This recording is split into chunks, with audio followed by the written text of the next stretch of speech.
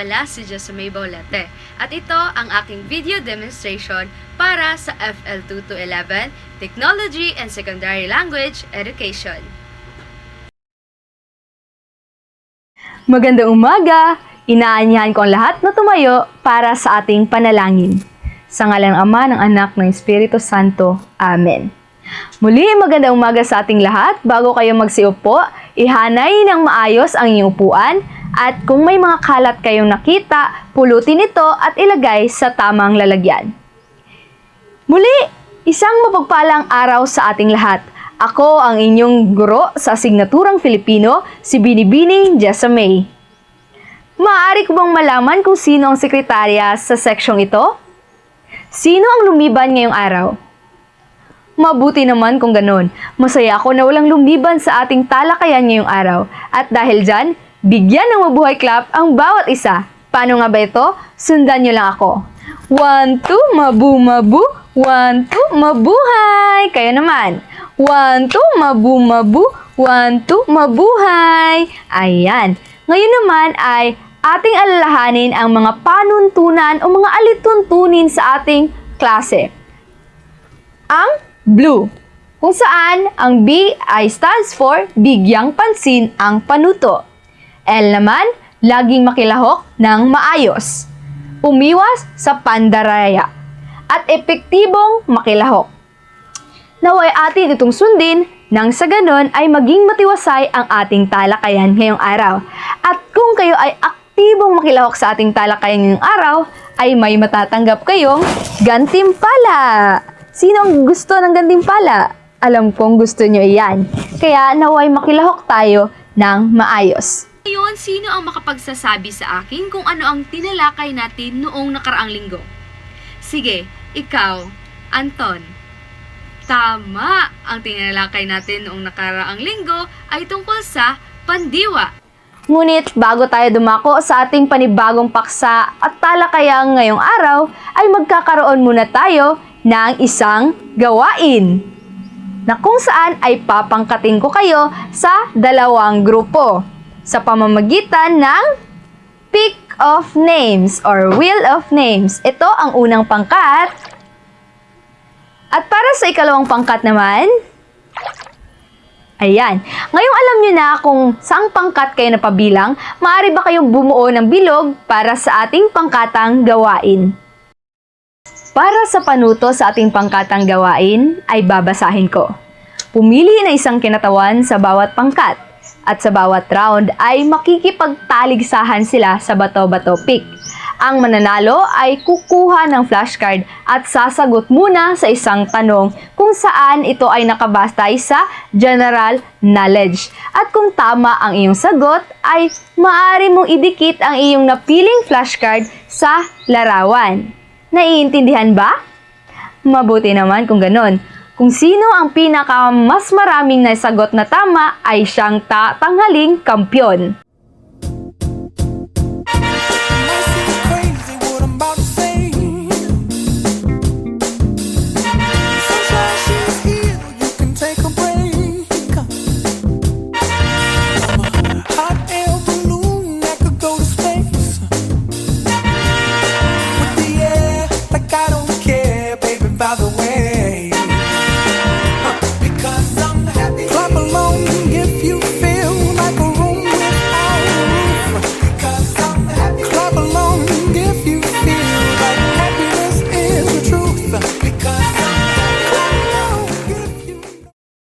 At dahil tama ang iyong sagot sa ginawa nating tanong sa general knowledge, ay makakakuha ka na ng flashcard. At ang iyong nakuha ay ang matigas ang buto. Saang larawan kaya ito ng pipilang? Dito kaya? Dito kaya? Tama! Dito! Matigas ang buto. Paano mo naman nasabi na ito ay nakaugnay sa larawang yan? Ganun pala. Maraming salamat. At para naman sa ikalawang flashcard, bukas ang palad. Tama, dito. Ano kaya ang ibig sabihin ng bukas ng palad? Tama, ito ay nangangahulugang matulungin. At para naman sa ating susunod na flashcard ay may nakalagay na butot balat. Ano kaya ang ibig sabihin ng butot balat? Ha? Tama, ito ay payat at gutom na gutom kung saan nandito ang larawan. Ayan. At para naman sa susunod na flashcard ay may nakalagay na mababaw ang luha. Ano kaya ang pagkakahulugan nito? Tama, ito ay maiyakin na kung saan ay pala madali lang siyang naiiyak o naluluha. At para naman sa huling flashcard, ito ay may nakalagay na kumukulo ang dugo. Saan kaya ito ilalagay? Tama, dito sa ayan, kumukulo ang dugo kasi nga galit na talaga siya. Para naman sa susunod na flashcard ay may nakalagay na haligi ng tahanan. Ano kaya ang ibig sabihin nito? Tama, ito ay isang ama na kung saan siya ang gumagabay at humahaligi sa tahanan. Nag-enjoy ba kayo sa ating ginawang pangkatang gawain? Mabuti naman kung ganon. May mga kaunting katanungan lamang akong itatanong sa inyo. Ano ang inyong napansin sa mga larawang nakadikit sa pisara? Tama, ganun ba? Maraming salamat. At ano-ano ang naging batayan ninyo sa pagpili ng tamang flashcard para sa bawat larawan? Maraming salamat, mahusay! At dahil dyan, bibigyan ka kayo ng mabuhay clap! 1, 2, mabu-mabu, 1, 2, mabuhay! Para sa pangatlong tanong ay, paano nakatulong ang inyong dating kaalaman sa pagtukoy ng tamang sagot? Paano kaya? Maraming salamat sa iyong sagot. Para sa pang-apat na tanong, sa inyong palagay, ano ang ugnayan ng mga larawan at mga flashcard? Ano kaya ang ugnayan nila? Tama, ganun ba? Maraming salamat. At para sa panghuling tanong, batay sa isinagawang gawain, ano kaya ang maaaring maging paksa ng ating talakayan ngayon? Mahusay! Ang magiging paksang tatalakayin natin ngayong araw ay tungkol sa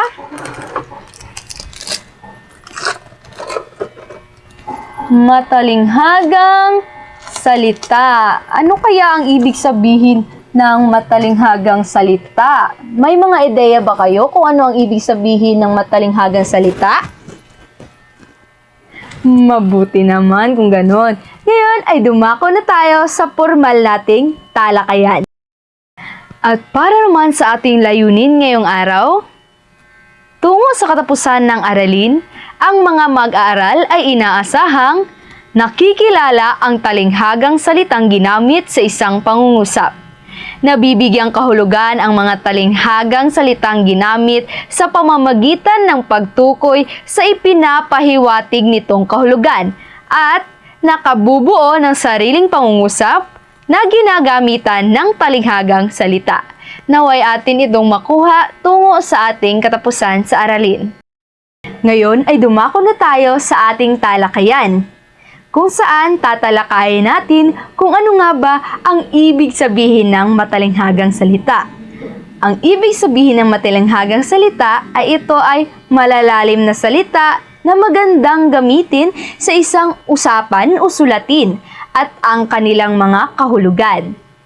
Ang matalinghagang salita ay ang mga may malalalim at di literal na kahulugan na ginagamit upang maging mas makulay, masining at makahulugan ang isang pangungusap. Nangangailangan ito ng mas malalim na pag-unawa upang maunawaan ang tunay na ibig sabihin nito. Para naman sa ating mga halimbawa, si Mang Juan ay bukas ang palad kaya laging handang tumulong sa kanyang kapitbahay. Ito ay isang idioma o matalinghagang salita na nangangahulugang mapagbigay o madaling tumulong sa iba. Narinig niyo ba ang salitang bukas ng palad sa inyong mga tahanan? Paano naman ito nakaugnay sa inyong experience? Mabuti naman kung ganon. At para sa ating pangalawang halimbawa,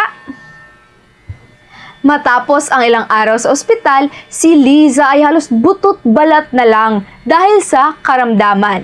Ito ay isang metapura na naglalarawan ng isang tao na napakapayat o halos wala ng laman. Narinig niyo na ba ang salitang butot balat? Saan niyo naman ito narinig? Ganun ba? Maraming salamat sa iyong binahagi.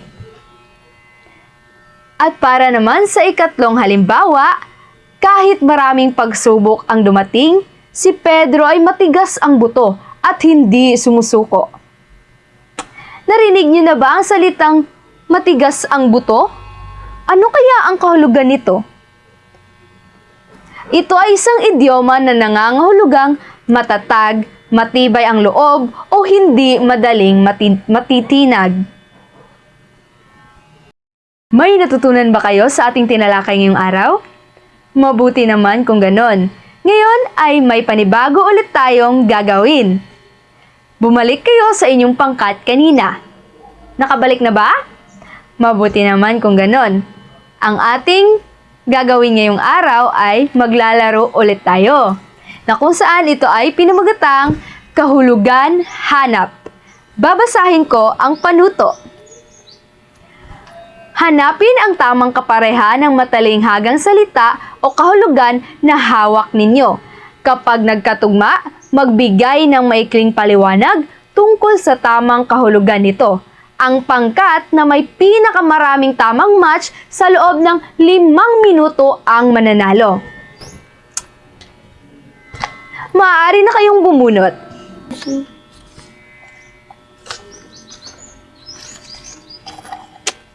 Ayan! Tapos na ang 5 minuto. Ilang puntos ang nakuha ng unang pangkat? 3 puntos. At dahil dyan, bigyan sila ng 3 bagsak. 1, 2, 3. At para sa ikalawang pangkat, ilang puntos ang nakuha nila? 5 puntos na kung saan sila ang nagwagi. Bigyan sila ng 5 bagsak. 1, 2, 3, 4, 5. At dahil dyan, dahil nakilahok kayo ng mabuti sa ating ginawang gawain, ay bigyan ng mabuhay clap ang bawat isa. 1, 2, mabu-mabu. 1, 2, mabuhay. Napakagaling! At dahil tapos na tayo sa ating pangkatang gawain, dumako na tayo sa pang-individual na gawain, ang pagtataya. Babasahin ko ang panuto. Buksan ang iyong device at pumunta sa Wayground Quiz na ibibigay. Mag-login gamit ang inyong account at sagutan ng maayos sa mga tanong batay sa ating tinalakay ngayong araw. Kung wala kayong devices dadala ngayon o walang internet, huwag mabahala sapagkat may inahanda rin akong mga papel upang dito na lang kayo sumagot.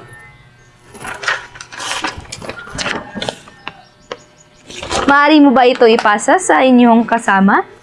Maraming salamat. Bibigyan lamang ko kayo ng 10 minuto. Tapos na ang 10 minuto. Tapos na ba kayo? Maaari ko na bang makuha ang papel nang sa gayon ay ako na ang magwawasto nito? Maraming salamat. At para naman sa inyong takdang aralin, nakasunduan ito ang panuto. Bilang paghahanda sa susunod na aralin, ang mga mag-aaral ay mananaliksik tungkol sa mga simbolong makikita sa tulang Bayan Ko ni Jose Corazon de Jesus upang mas maunawaan at maipaliwanag ang kahulugan ng mga ito sa susunod na talakayan. Muli, ito si Binibining Jasamay Baulete, ang inyong guro sa Asignaturang Filipino. Maraming salamat sa iyong pakikinig. Paalam!